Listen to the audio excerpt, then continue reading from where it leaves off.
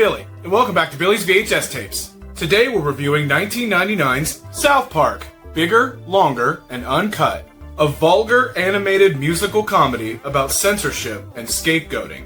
Let's do some fun facts. The movie is based on a well-known television show that airs on Comedy Central. South Park is responsible for Comedy Central becoming one of the fastest-growing cable networks in television history. The show catapulted the channel's ratings overnight and influenced many cable companies to provide the channel to the public.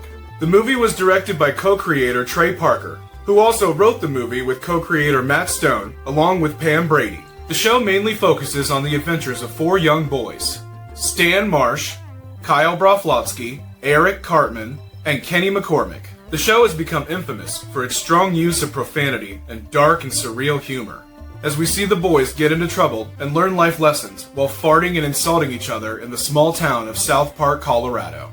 A real small town just about an hour away from Denver. The show was inspired by two short films, both titled The Spirit of Christmas, also known as Jesus vs. Frosty and Jesus vs. Santa Claus.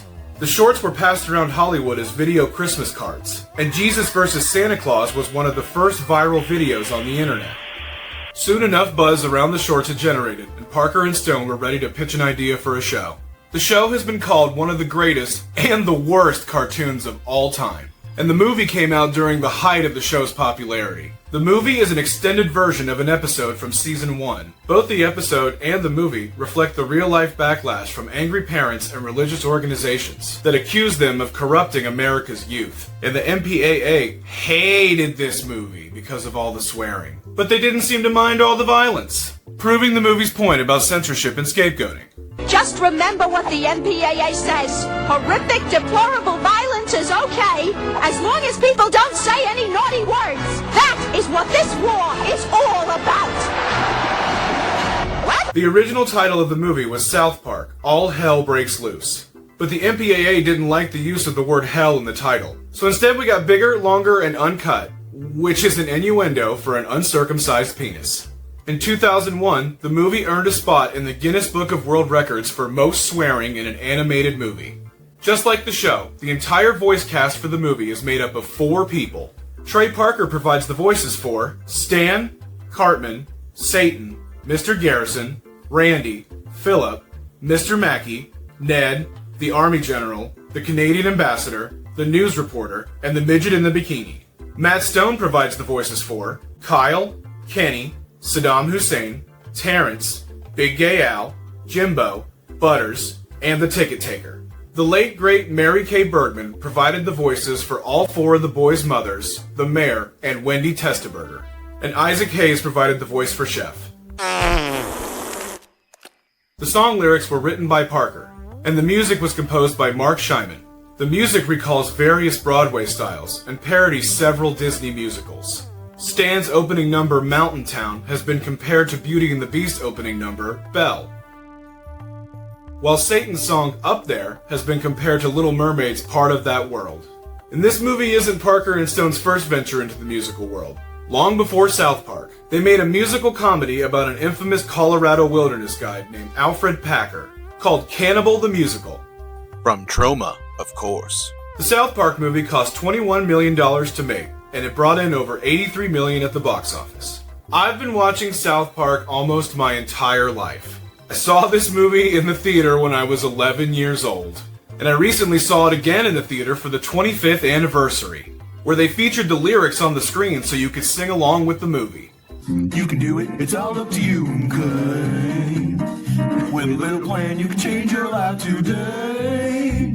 You don't have to spend your life so addicted to smack. Homeless on the streets giving handjobs for crack. Follow this plan and very soon you will say, it's easy, okay.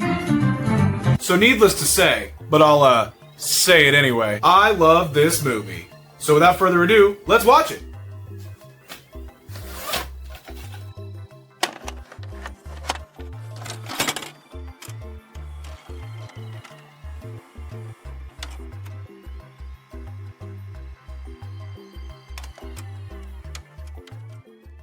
And now, our feature presentation. The movie opens with a big musical number that sets up the entire show. Stan belts out a catchy tune about how much he loves living in South Park.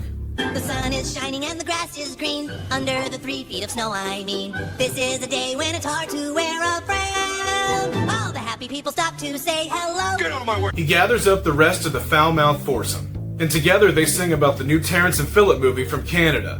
But when the boys try to buy tickets, the guy at the ticket booth denies them entry because of its R rating. This movie has naughty language. Next, please. But the boys aren't giving up that easily, and they bribe a homeless man into buying them tickets. Inside, just as the movie starts to play, Let me have some candy, Cartman. Oh, let's see. Nope, I don't have any Jewish candy. the Terrence and Phillip movie, Asses of Fire, opens with them farting. I don't care who you are, that's funny right there. That leads into a song about them fucking their uncles. You're an uncle fucker, I must say. You fucked your uncle yesterday. Uncle fucker, that's U-N-C-L-E. Fuck you, uncle fucker. Suck my balls. We cut to the boys leaving the movie theater, and they're all hyped up to use all the new dirty words that they've learned. Sick of you donkey raping shit eater. The boys spread the word about the movie, and soon all the kids in town have Terrence and Phillip fever. Shut your fucking face, uncle fucker. You're a boner fighting bastard, uncle fucker. But Cartman takes it too far when he uses the F word in front of Mr. Garrison. Eric, did you just say the F word? You? No, he's talking about fuck. The boys are then sent to see the school counselor, Mr. Mackey.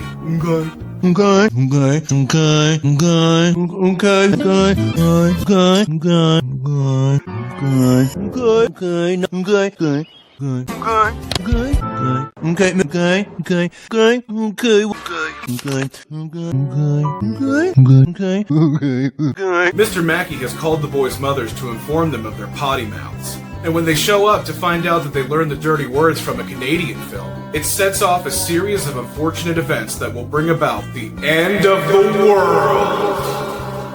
Kyle's bitch of a mother kicks everything off. Don't call my mom a bitch. Face facts, kid. There's even a song about it. Hang tight.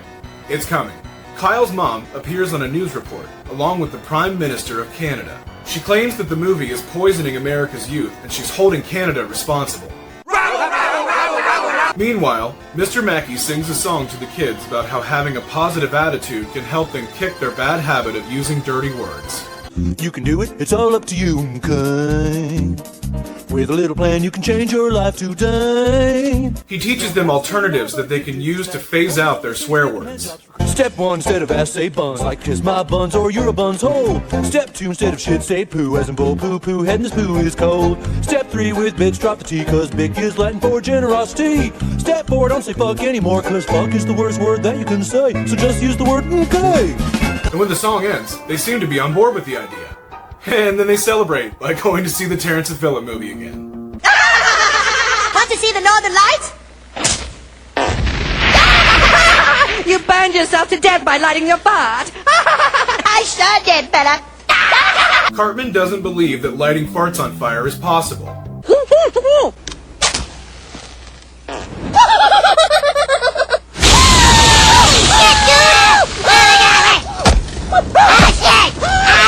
Kenny is rushed to the hospital, and after George Clooney replaces his heart with a baked potato, he officially dies. Oh my god, they killed Kenny! You bastard! If you're a fan of the show, you know that Kenny is the filthiest one of the group. So naturally, he's sent to hell. Little boy, you're going to hell! You said bad words for rocks in the buzz, and now this is your tale! You ain't going back, the things they lay in hell! We hear James Hetfield serenade Kenny as he descends into hell and he's tormented by demons. He's greeted by Satan and Saddam Hussein, who are in a romantic relationship. What?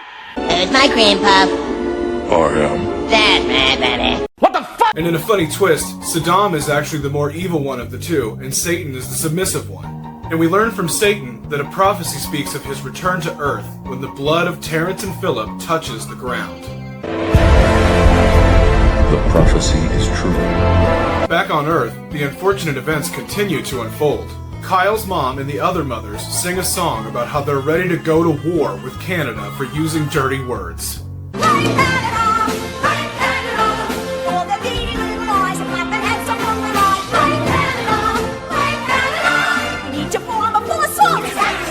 And And when Terrence and Phillip guest star on Late Night with Conan O'Brien, the Mothers Against Canada ambush them and have them arrested for corrupting America's youth. Outraged, Canada retaliates and gives America something to cry about.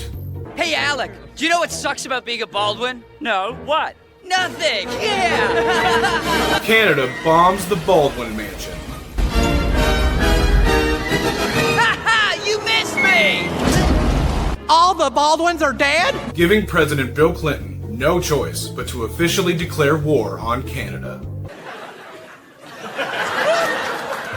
And he has appointed Kyle's mom as his new Secretary of Defense.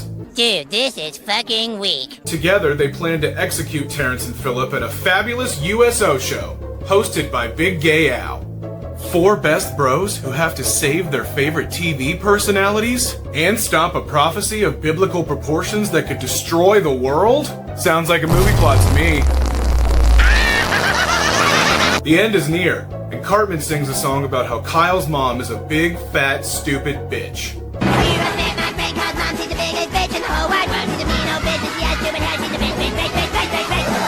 But she catches him in the act.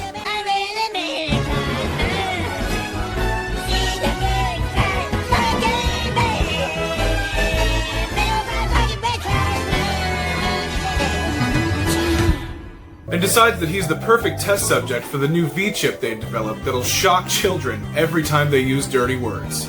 Now I want you to say, horsefucker. Horsefucker! That hurt, goddammit! Now I'd like you to say, big floppy donkey dick. No! Success! The child doesn't want to swear! This isn't fair, you send a bigot! The boys are fed up with their mothers and decide that it's time to resist. They sing a song about their hero, Brian Boitano, and they ask the question, What would Brian Boitano do if he were here today? I'm sure he'd kick an ass or two, that's what Brian Boitano do. What would Brian Boitano do? He'd call the kids in town and tell them to unite for truth, that's what Brian Boitano do. Their song inspires them to gather all the kids in town and save Terrence and Phillip. La Resistance. Meanwhile, in hell, Satan wonders what it's like to live on Earth. And when he asks Saddam about it, Saddam just ignores him and tries to have sex with him. Don't get up, pissy! Satan then sings a Disney princess song about how he longs to live up on Earth.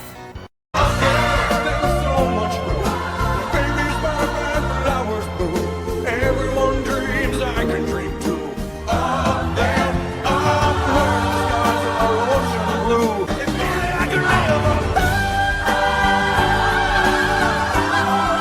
Satan is feeling fed up with Saddam, and Kenny encourages him to dump him and go rule Earth all on his own.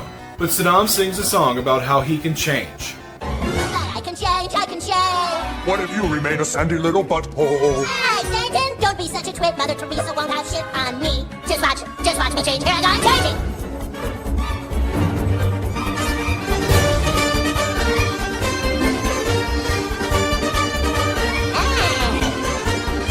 The song wins Satan over, and the two of them prepare to head to Earth. As Satan and Saddam prepare for their trip, the boys make their way into the USO show to save Terrence and Phillip. As the boys sneak around, we get an extravagant musical number from Big Gay Al. I'm super! Thanks for asking. All things considered, I couldn't be better, I must say. I'm feeling super, no nothing bugs me. Everything is super when you're... Don't you think I look cute in this hat? But after the song, the boys get caught during their mission. And just as they throw the switch to execute Terrence and Phillip, the USO show is suddenly bombed by Canada. When Cartman gets zapped while saving Terrence and Phillip, it causes some foreshadowing. Come on, we have to shut off the power! Holy shit! Hey, this V-chip is getting all screwy! All hell breaks loose as the two countries begin to brawl. Duh, Canadian. Did you hear that dance? I farted. You did, just now? And Kyle's mom fires the shots that bring about the end of the world. Satan rises from below, bringing with him 2,000 years of darkness. You are really fucked now! But Saddam puts himself first and begins to tell everyone to bow down to him, and thanks them all for bringing him back from hell. Kenny has also made his way back to Earth and again encourages Satan to stand up to Saddam, and Satan just can't find the strength. But in the meantime, Cartman goes full Super Saiyan and blast Saddam with his cursing V-chip powers. Fuck shit, cock, ass, titties, burner, bitch, mouth, pussy, cock, butthole, Barbara Streisand!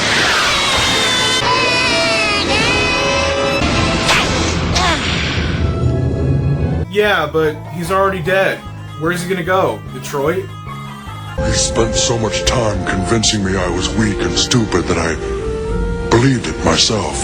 I have you to thank, little one.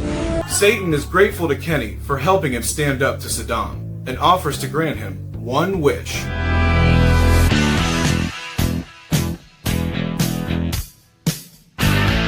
Kenny wishes that everything would go back to the way it was before the horrible war, meaning that Kenny would go back to no longer being alive. Kenny is willing to make the sacrifice, and he removes his hood to say goodbye to his friends. Goodbye, you guys. Extra fun fact, Mike Judge provided the voice for Kenny's goodbye. That's incredible. Whoa! That's amazing! Satan and his minions return to hell. All the soldiers return from the dead. Kenny goes to heaven, and the movie ends with a reprise of the opening song, where we hear the whole town sing about how much they love living in South Park.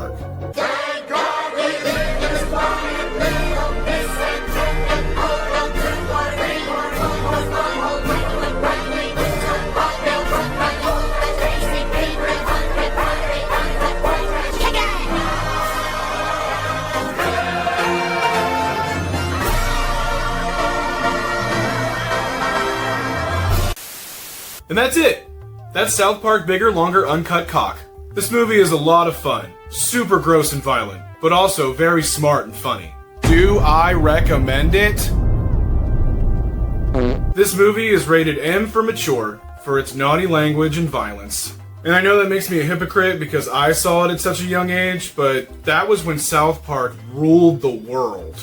The show was everywhere at the time, and just like the kids in the movie wearing the Terrence and Phillips shirts, you could not walk down the street without seeing somebody wearing a South Park shirt. The show was never intended for children, but a lot of people grew up watching it and still watch it today. Parker and Stone have this really wonderful ability to deliver thoughtful and meaningful messages that are cleverly wrapped around toilet humor. And their work has definitely helped mold my sense of humor, and a lot of others, into what it is today.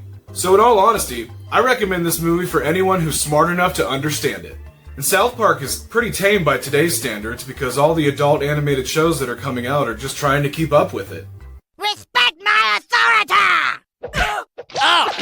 What do you think of this movie? Did you grow up watching South Park? Or did you discover it in the later years of today? Do you think the show is poisoning America's youth? Do you think it's funny but the animation is all crappy? Post your answers in the comments below. Well, that about does it for this review. Hey, thank you so much for watching. If you like what you saw, make sure you hit the like button and subscribe for more, and maybe consider sharing the video. Also, check out my social media pages where I post updates on this channel and pretty much whatever I want. And before I go, here's a video of me farting fire.